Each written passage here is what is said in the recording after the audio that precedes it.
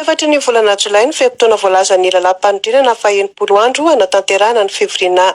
ara-potoana ny parlemanta Roatonta nahavitsy izany ny teny anivony anteminy ra-pirenena. Nanao tatitra izany fivoriana izany ihany koa ny teo anivony solombavambahoaka ny fanoherana amin'ny alalan'ny firaisan-kina. Ambaran'izy ireo ara fa didy jadony maro anisa no nisy nandritra izany fivoriana izany. Fanaovana amboletra ireo lalàna samihafa ary izy dia notanisainy ireto solombavambahoaka ny firaisan-kina ireto ihany koa fa tsy voaja ny andino faharoa amby zato eo anivony lalam-panorenana. Raha toa ka fivoriana iray isaky ny 10 andro no tokony tanterahana amin'ny alalan'ny fiainan'ny governemanta sy ny solombavambahoaka dia tsy nisy izany. Tsy voaja nisy lalàna manasaraka indrindra ny fahefana mpanao lalàna sy ny fahefana mpanatanteraka. Tsy tompon'antoka ary tsy nandany ny teti-bola 2024 izahay eny fa na dia nitondra sosikevitra zakatsy noenona ho ihany mitondra teny ny reto solombavambahoaka ny firaisan-kina ireto tamin'ny alalana Andriamatoa sy teny Randriana Solonyaika. Noho izany dia tsy hamaly ny etaetam-bahoaka ity teti-bola ity ary tsy hitondra fampandrosoana velivelo ho an'ny Madagasikara. Tahak'izao ary ny fampitenona avy amin'ireo solombavambahoaka ny firaisan-kina izay fivoriana ny anteminy ra-pirenena izay. Nandroany ny fivoriana ara-potoana voalohany izay naharitra 80 andro ho an'ny anteminy ra-pirenena. Toa amin'ny solombavambahoaka anay dia manana didy izahay hanao tatitra amin'ny vahoaka malagasy sy ilaza ny fahitanay ny fizotry ny fivoriana. Amin'ny ankapobeny dia rehetra no azo ambara mikasika ny fivoriana anteminy ra-pirenena. Tsy nizotra ara-jara ary tsy nahafahana namoaka ny feon'ny vahoaka iny fivoriana iny. Mialohan'ny fivoriana dia nosakanana avokoa ny famorim-bahoaka izay saika anaovanay solombavambahoaka tatitra sy enona ny hevitra sy ny etaetan'ny vahoaka hoentina hiatsika ny fivoriana. Nandritra ny fivoriana indray dia notapahana sy nolaniana ankamehana sy tamin'ny fomba feno amboletra sy nisy tena fifanakaloza-kevitra sy fandiniana lalina ny akamaroan'ireo lalàna sy fifanarana findramam-bola izay enkina ny fiainam-pirenena sy ny vahoaka. Maro tsy fanaran-dalàna voalazan'ny lalam-panorenana sy fandikana ireo lalàna velona sy ny fitsipoka anatin'ny anteminy ra-pirenena nitsanga nandritra ny fivoriana iny. Tsy voahaja ny andininy faharoa amby zato ao amin'ny lalam-panorenana izay manome zo ny fanoherana hanana 3 andro isam-bolana hanolorana lahadinika eo anivony anteminy ra-pirenena. Nanolotra lahadinika hanovana fanadinana lalina na interpellation an'ireo minisitra tokony andraikitra amin'ireo sehatra tena mampijaly ny vahoaka ankehitriny izahay kanefa dia nolaviny birao maharitra tamin'ny tsangatanana izany. Tsy voahaja koa ny voalazana lalam-panorenana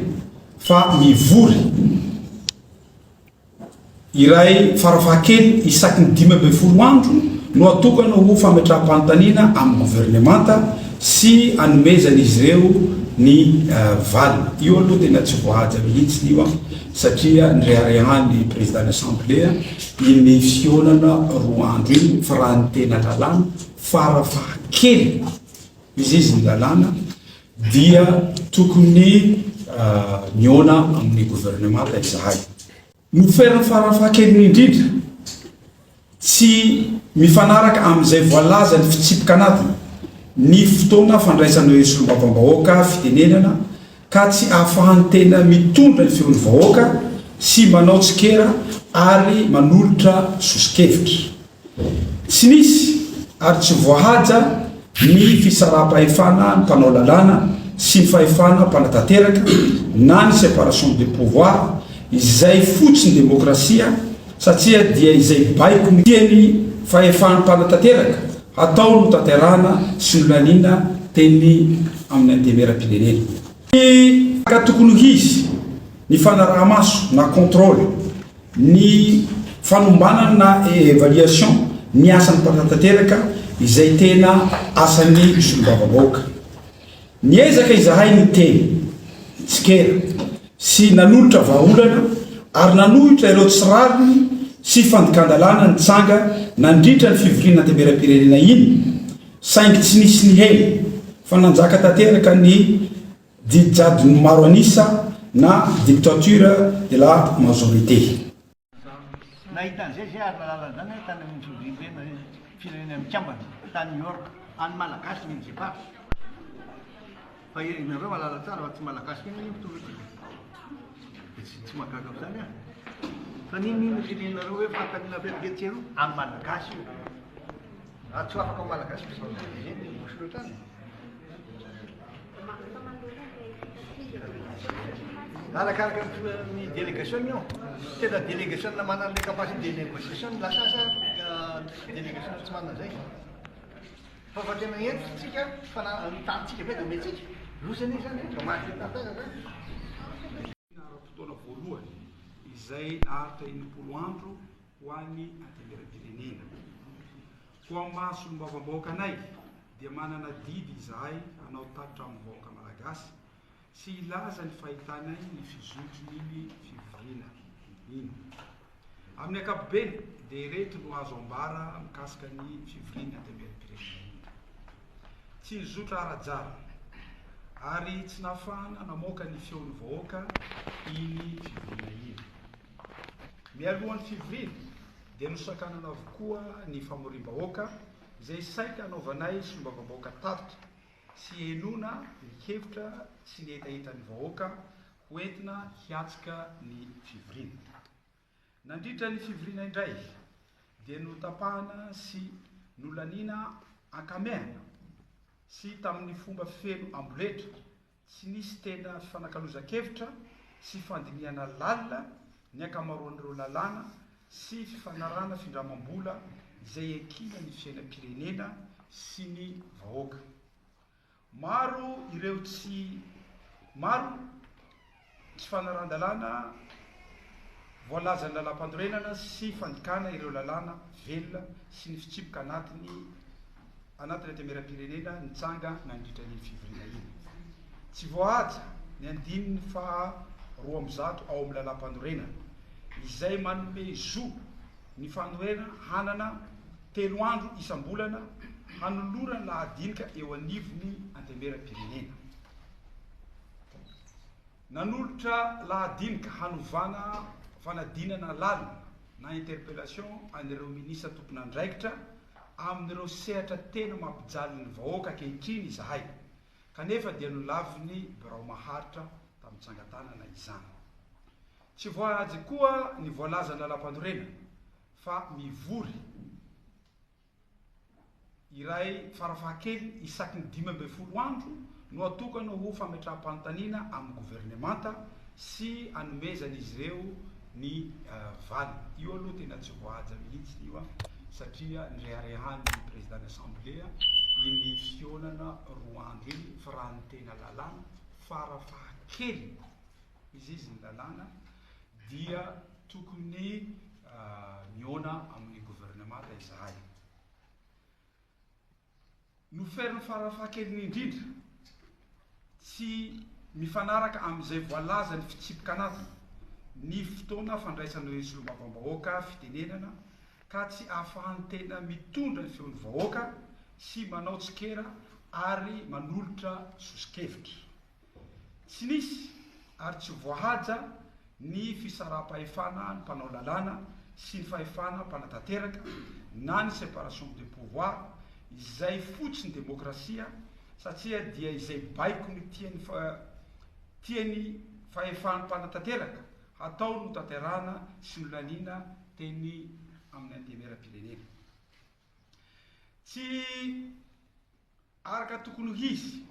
ny fanaraha-maso na contrôle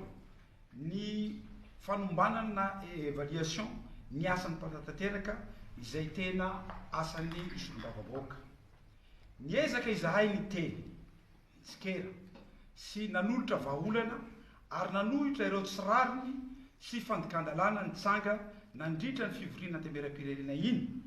saingy tsy nisy ny heny fa nanjaka tanteraka ny didijadony maro anisa na dictature de la majorité ny fanaovana amboletsa sy ny tsy fandiniana lalina ary tsy fihainona ny hevitsy ny fanoherana sy ny fanarahana anjambana ny baikon'ny gouvernemanta toy ny izao anefa dia nitondra ny tsy fahombiazana azo tsapahitanana amin'ny fitantanana ny firenena ary amin'ny firenena ary mitsaika amin'ny izay miantsaika amin'ny vahoaka azavady indrindra tompoko.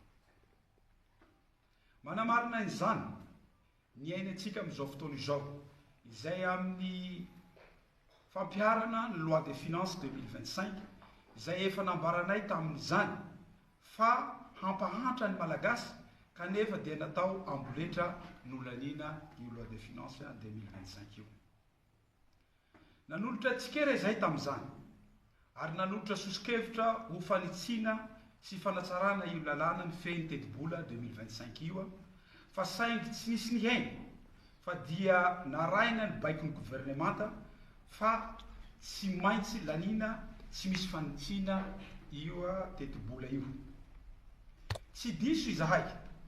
nanohitra iny teti-bola 2025 iny satria dia manamarina ny zavatra ambaranay tamin'izany zava-misy sy ny fahantrana iainantsika amin'izao fotoana izao. Noho izany dia ambaranay fa